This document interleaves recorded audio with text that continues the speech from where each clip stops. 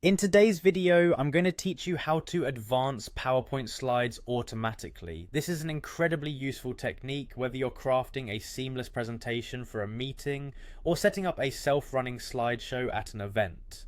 Allowing your slides to advance on their own adds polish and professionalism to your presentation, freeing you to focus on engaging with your audience or other tasks at hand. To begin, open PowerPoint on your computer. Take a moment to ensure you've accessed the correct presentation. If you're doing this for the first time, be sure to save any current work and open the slide deck you want to prepare for automatic advancement. Once you have your presentation ready to go, look towards the top of your PowerPoint window and select the Transitions tab. This is where all the magic happens, allowing you to add dynamic effects and, more importantly, set your slides to progress smoothly on their own.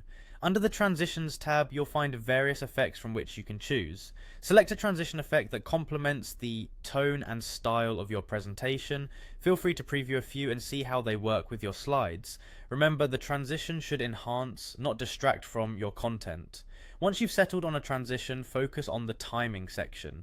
This is often found on the right-hand side of your screen, where you'll make adjustments that control how and when your slides advance. To ensure your slides move automatically, you'll need to uncheck on mouse click.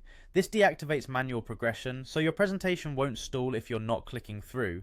Instead, check the box for after. This crucial step allows your slides to advance automatically after a set amount of time. It's typically located right beside the on-mouse click option. At this point, you'll want to set the desired time for each slide to remain on the screen. This feature gives you control over pacing, ensuring your audience has enough time to absorb the information before moving on to the next slide.